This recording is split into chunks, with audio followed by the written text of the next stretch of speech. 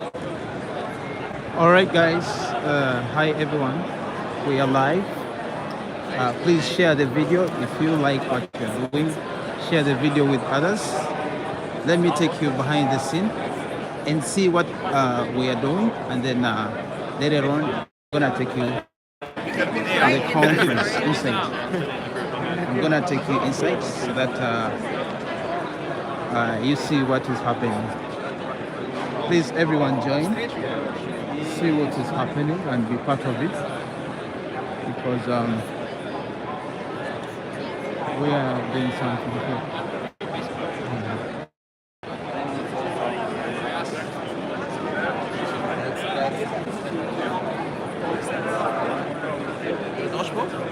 What is it?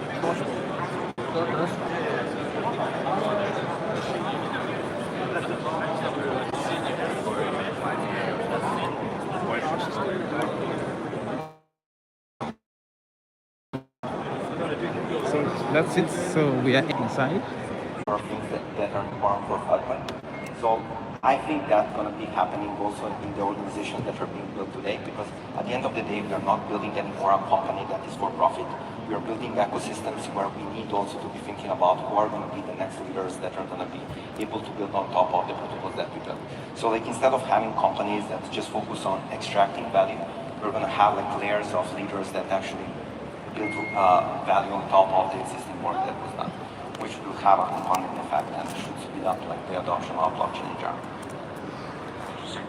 I would just say that there's so much noise in the space, and as an investor, you look at certain signals, and if you're a founder and you have a 10-year vesting, you are very likely to raise capital because it shows you there's the signal that you're very long term. Please show I think on everyone to average, join right now. Crypto companies you that are like raising this, today have very, like very and share. short, 2 to 3 year vesting schedules, which is a lot different than traditional venture investing, right? Where a seed stage company takes about 10, maybe longer nowadays to go public or become acquired. So that's a little bit of alpha for all the founders out there, right? If you want to have a higher probability of raising capital from top investors, double your vesting, just whatever it is today, double it. And you'll really turn heads because you'll be very unique in that point. Whereas every other founder is thinking about, okay, how do we exit at the win TG? How do we get out at the fastest possible? So if I saw more of those things, then I think the industry would be moving in the right direction. I think as long as the investor is unlocking at the same schedule, right? I think then that's fair, right? You all feel like you're in it together. If that's not the case, right, then there's ill will, there's resentment built, right? It's also very challenging with 5-10 year investing where you're seeing anonymous teams that are doing a fair launch, making a ton of money, right, in very short order. It can be very demotivating for a founder, and so there's a bit of a balance there. Absolutely. Okay, so 2 minutes left in terms of this panel.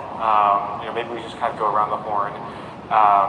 We're streaming live to obviously this audience, to kind of Binance globally. If there's one thing that you would advise any founder, any investor, anybody who's interested in Web3, what would be the one piece of advice that you'd give everybody right now?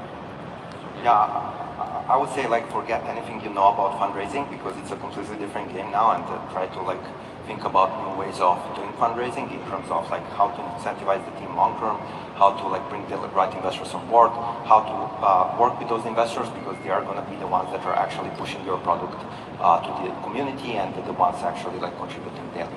So yeah, just forget anything about traditional VC. I tell these founders, there's currently too much dumb money. Go for the smart money. Keep in mind that this journey is going to take not 2 or 3 years, it's going to take 10 or more years. So choose your team and your supporters wisely. A ton of organic interest from the investment community very, very quickly. You want to have leverage, I would say, as a founder, and I think that is that's the piece of advice that I. Okay, so as a founder, there's a lot of dumb money out there. Don't take the first check that's given to you, right? As fast as they give you money, they will dump your coin. So do some reference checks as well, right? Everybody's moving very quickly in this space, but reference check your investors and talk to other founders that they've invested into and see if they've actually been value added. Are they over-promising and under-delivering? Make sure that you have a strong cap table of seasoned investors, but also ones that will roll up their sleeves to actually help you out. Don't have a large, kind of party round, and just have some, strong investors that can actually add some value. It's a marriage, so you want to make sure that you do the diligence before you get into that relationship. Amazing. Cool. Well, Ida, Jeremy, Matthias, Vuk, on behalf of Binance Labs, thank you guys so much for joining us. And I think that ends our session. Thank you all so much.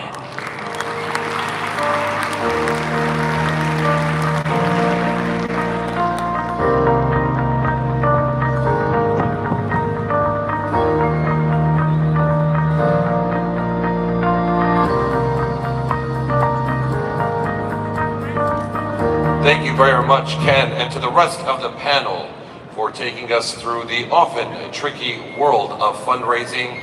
Now let's hope that this discussion will help many out there to raise funds and keep innovating.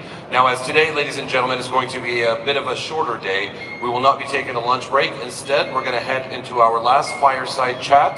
And then before wrapping up for today, we're going to have a virtual closing keynote speech from CZ. Leia, what do we have next? That's right, Omar. So it's now time for our fourth session, moderated by BNP Chain's Investment Director, Gwendolyn Regina. This session will cover responsible reporting and the evolution of blockchain media coverage. So this is definitely going to be a very interesting conversation. So please, could you all welcome Gwendolyn and her panel to the stage. Round of applause, ladies and gentlemen.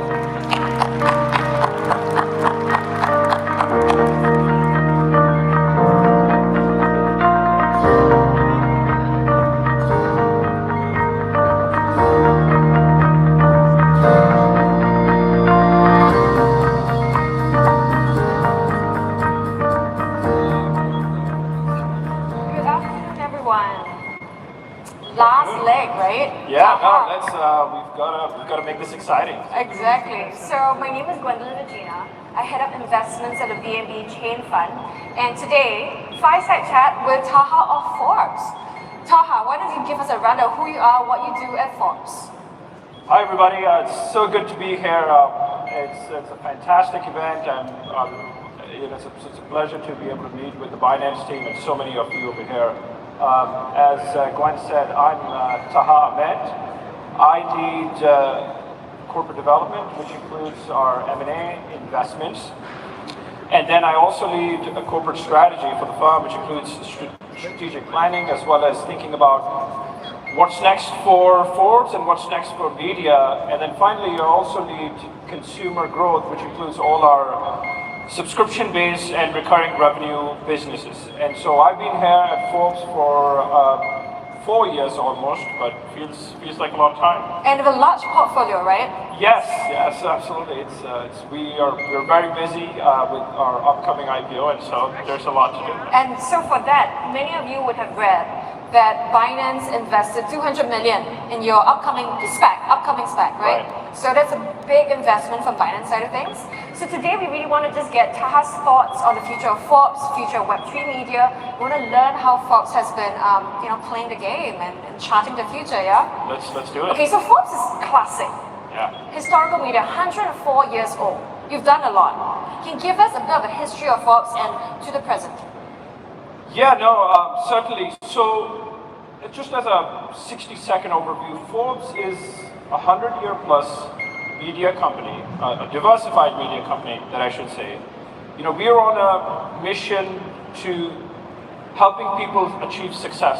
We do that by providing connections, inspiration, content, tools, resources for people to achieve success.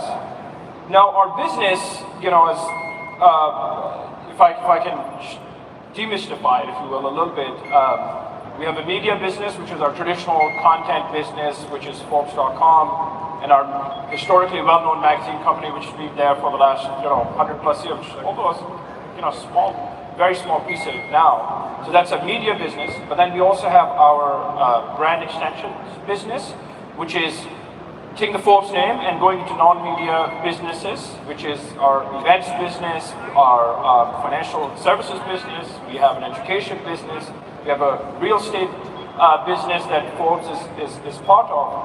And then finally, the third division, which is the consumer business, which includes our e-commerce, affiliate business, and then our membership and some of the other recurring revenue business that we have. And now, for the first, say, 100 years of our, first 90 years of our company, for sure, we focused on sort of the print, getting the business and transition to digital. The last 10 years has been about digital, and in the digital side, we've built a massive scale, right? We touch 150 million people around the world, very highly qualified audience. We are in 40 countries, we have multiple editions, we have 80 platforms, and multiple business per se. And then I think the future is now about consumer. We have the content, we've built the audience, which is another word for community, and now it's about consumer businesses, and that's where also some of our digital assets and vision fit as well. That's where we're here to find out more, right? Absolutely. So Forbes has been fairly early on, covering from the media editorial side of things, what's been happening in the crypto world. So take us through some of the journey. I think 2013, you published the first article. Yeah, no, absolutely. Like with all things, we've been at the forefront of covering emerging trends, being there before things have really happened or have become mainstream. And so the history, while I'm sure there's a lot of content there, but if you go back, the first article that was published was about somebody buying pizza with Bitcoin. 2 Bitcoins. 2 Bitcoins, precisely. And I think that's where the journey began. And I think from that point onwards, because we're focused on media and expanding coverage there, we've continued to cover the space from many different perspectives. What does it mean for the investors or participants in the space, and then what does it mean for the enterprise side as well, actually, the enterprise blockchain adoption and the likes thereof. So that's what our coverage area is focused on. But then very quickly, things have obviously accelerated the last couple of years, and we've built platforms. So which is our the blockchain 50 list that gets published every year, identifying some of the most promising companies there are in the world with respect to blockchain. And then we have our magazine cover, and CZ actually appeared on the 2018 cover as well. But then we've slowly implemented the Web3 applications as well.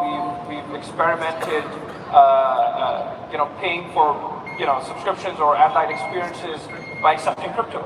We have experimented publishing on the blockchain as well. And now I think post-IPO world, with the investment that we now have, our focus is going to continue to expand, invest, and grow within our media vertical, because there's just so much to cover on, whether it's Web3, investing, enterprise adoption. There's so much to talk about. Even you can see from the crowd, right? The number of companies that exist touch on many different aspects, and so much to cover. So we're going to continue to focus and grow and invest in that area. So right now, the ability to pay for subscriptions via crypto, the publishing platform, the external one, went away, was acquired by another company. So where is Forbes today in terms of your current experiments that you are doing? Yeah, no, look, I think the way we've thought about this, right, is experimentation, right? We are big believers in blockchain and obviously future of Web3, but I think as an established company, we've got to balance our need to invest actually not just for Ford, but I think for any company, balance the need to invest in a certain aspect or area of the company, although very promising, with what the monetization opportunity is. So short, medium, and long term. Short, medium, and long term. I think that's what we've always going to balance out. And I think from that perspective, monetization for some of the new items are not there, but we've got to. We're approaching this by some early investment, early experimentation. So like I mentioned, we we tried, publishing on the blockchain or accepting crypto. I think those were early days for many reasons. Some of the things didn't turn out. But now that we've learned and experimented, in our future, some of the things are certainly there that we want to do, and I think that's where we want to, really make, evaluate these decisions on an ongoing basis and see what makes sense. So, Forbes has many kinds of media, right? Yeah. And when we talk about the future of Web3 media, there can be different formats in which it results. So how are you thinking about that? Because you publish, again, Forbes published on the decentralized platform several years ago. That's been shut down. Yeah. Will you continue to do that? Is that in the plan soon? And maybe for what kind of media might you start experimenting with first from an editorial perspective? I think it's certainly on the horizon. That I will tell you. I think that we are the first thing, I guess, on that point. Whether it's text, whether it's audio, whether it's video, I think these are content mediums, if you will, and the resulting business model probably remains the same in some capacity, right? It's taking the content, getting enough audiences, which is about building communities around these particular content, and then the resulting business model. And paying more the writers, and then paying the writers and the likes thereof. And so I think that we want to focus first on the tech side, because I think that's where a bulk of the business is today, and that's what we want to do. So now with Civil, I think they were very early. They shut down before just about when they started was. But there was good learning for us, for our tech team, the engineering team. And I think as we think about the future, one of the things we realize that it's an area that we want to that requires an investment. The blockchain developers that understand the media business model, or as well as what the resulting monetization is. I think that's also something that needs to be understood. And I think that's where I'm coming from a corporate development standpoint, is that every decision is a build versus buy or partner decision. And I think that as we go about doing this, I'm looking at this from all these three lenses, and I think that most likely we'll partner with a company, and I know there's if there's anybody interested, would love to hear from you as well. We want to partner with people to accelerate this journey and share learning so that we can invest, so that we can grow on that front. And certainly, publishing on the blockchain or implementing this on the Web3 is very important. So to build it out, you mentioned blockchain engineers, right? So you still need to build out the team. Yep. Right. So what kind of talent are you thinking of building? For now, yeah.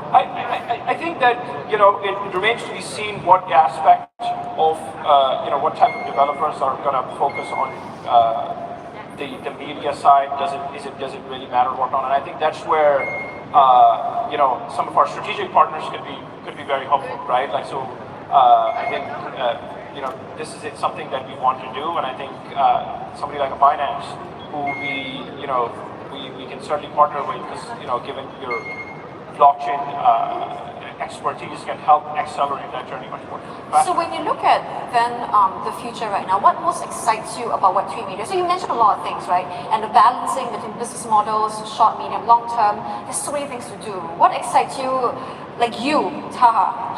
Yeah, no, I think the thing that excites me is actually the audience and community building. So one of those recurring themes is I've heard over these panels is community is important to the Web3 business, right?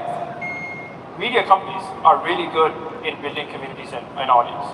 So I think that if media companies can get ahead of this trend, they can leverage this competitive advantage that they have, which is around audience building, aka community building, that when the business opportunity presents itself, because they will have an engaged community, that they will be able to faster accelerate and reach their monetization potential. So I think that's the first thing that gets me very excited. And I also mention that